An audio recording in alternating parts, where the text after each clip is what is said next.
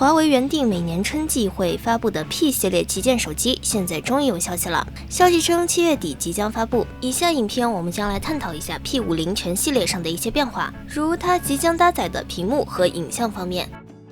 华为 P50 系列会采用什么屏幕？质量如何呢？据悉，此次华为 P50 系列将采用国产 OLED 屏幕，在 P50 Pro 和 P50 Pro 加身上更是将搭载全新类钻石次像素排列的国产旗舰 OLED 屏幕。供应商来自京东方，类钻石排列为国产自研六角形晶体屏幕排列方式，对比三星的钻石排列，清晰度略逊一筹，但也差距不大，比之前国产周冬雨排列的 OLED 屏幕在清晰度和色彩表现上要好很多。最新批次的华为 Mate 40 Pro 疑似已经用上了全新的类钻石次像素排列屏幕。此次华为 P50 Pro 和 P50 Pro 加延续了 P40 Pro 的4曲面满一屏设计，并且在四周屏幕弧度上更加收敛，屏幕弯曲角度更小，4曲面微弧设计同时兼顾操纵感和显示效果以及防误触，它们还都为居中单挖孔。而华为 P50 则是直面屏，同以前的版本一样 ，P50 是入门型号，它自身的特色并没有多少，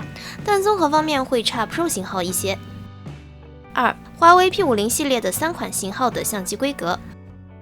P50 5000万像素 IMX 707主摄加1200万像素超广角加800万像素长焦镜头。P50 Pro 5000万像素 IMX 707主摄加6400万像素超广角加1200万像素长焦加1200万像素潜望式镜头。P50 Pro 5000万像素 IMX 707主摄加6400万像素超广角加1200万连续变焦加800万像素潜望式镜头。在 P50 Pro 两款产品上，它们除了10倍光学变焦，还可实现最高200倍数码变焦。全新的10倍潜望式光学镜组，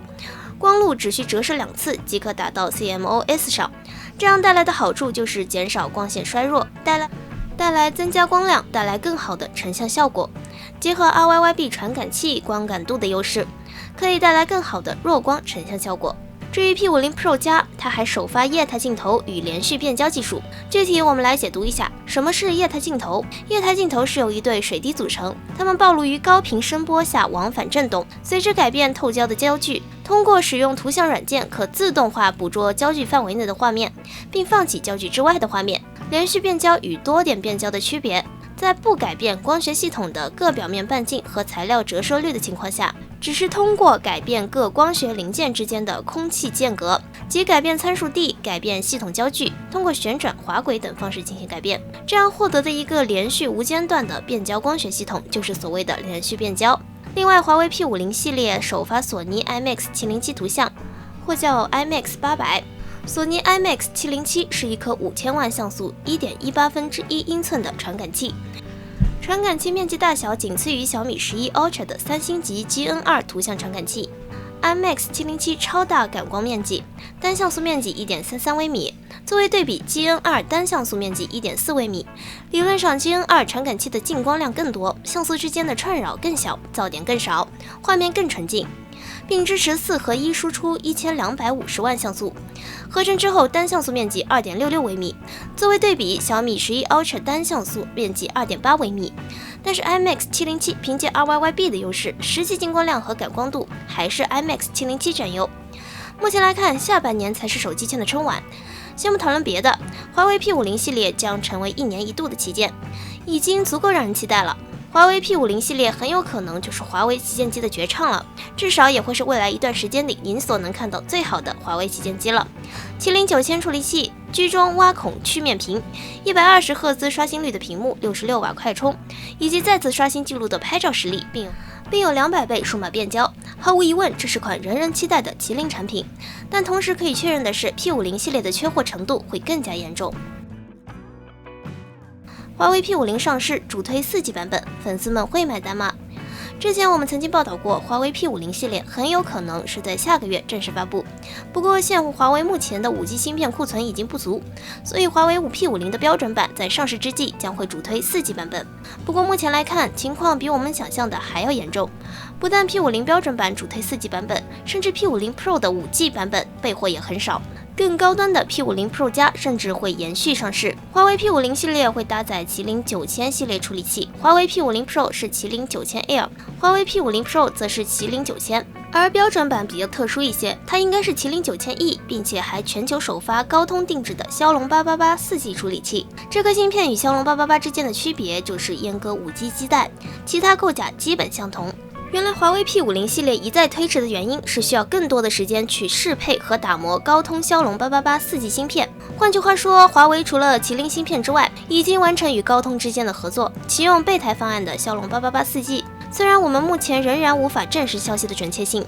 但这一说法还是令广大花粉翘首以盼。毕竟华为能够活下去，那才是最重要的。另外还有消息了解到，无论是 P50 还是 P50 Pro 都会更加倾向主推 4G 版本，因为5G 的麒麟芯片的确所剩无几了。即使华为会采用高通骁龙888的芯片，也只会有4G 版本，而不会有5G 版本。因为现在虽然第三方芯片厂商比如高通可以通过临时许可证向华为提供芯片，但禁令中明确表示涉及到5G 的产品和元器件不允许供给给华为。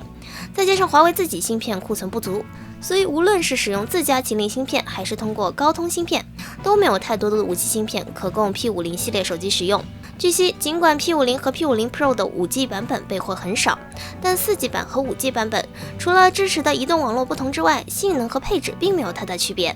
两者在日常体验上基本相同。当然，如果华为会在 P50 系列中部分采用高通骁龙888，那就是另一回事了。毕竟高通骁龙888和麒麟9000还是有不少区别的，所以 P50 是继续采用全麒麟芯片，还是部分采用高通骁龙芯片，我们还要等华为的发布会才能清楚。值得一提的是，考虑到目前大多数应用的网络速度需求并不算太高，所以4G 版和5G 版的华为 P50 的确体验差异可能不会太大，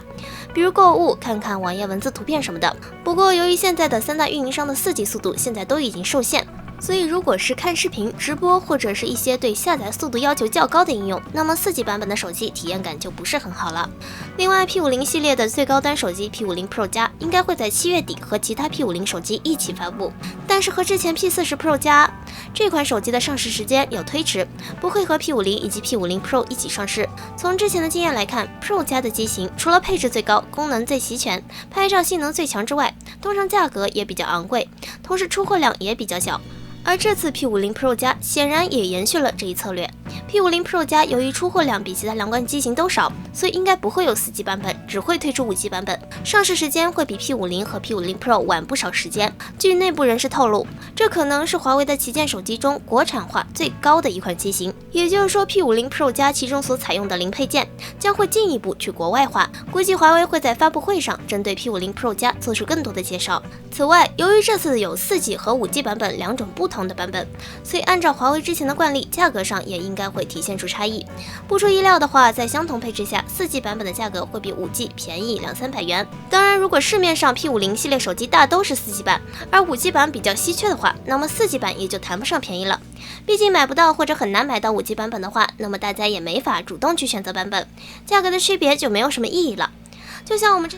我们之前分析的一样，如果华为真的只突出更多4G 手机，现在才是考验华为品牌影响力的时候。尽管有鸿蒙加持，但是鸿蒙对于大多数手机用户来说，和普通安卓系统在体验上并没有什么本质区别。华为能否借助自己的影响力和鸿蒙系统，让用户去选择已经落伍的4G 手机，这才是关键。说实话，现在要我去购买一款4G 手机，肯定是不愿意的。不知道届时又有多少消费者愿意因为华为而去购买4G 手机。最后，华为 P50 系列应该在今年的3月份就正式发布了。不过，经过这么久的推迟之后，据说它会在7月29日正式发布。这即将进入最后关键的30天，它的颜值、性能、影像能否打磨到位，备货是否充足，都是影响它未来走向的关键因素。目前华为的芯片突然有变，那么它的供货能力也可能大大提升。P50 系列如果能够在继承自己的优势前提下，再深入堆料和打磨用户看中的元素，最终定一个合理的价格，那么就应该稳了。好了，影片到这里就正式结束了，请大家多多点赞和互动，下期内容我们再见。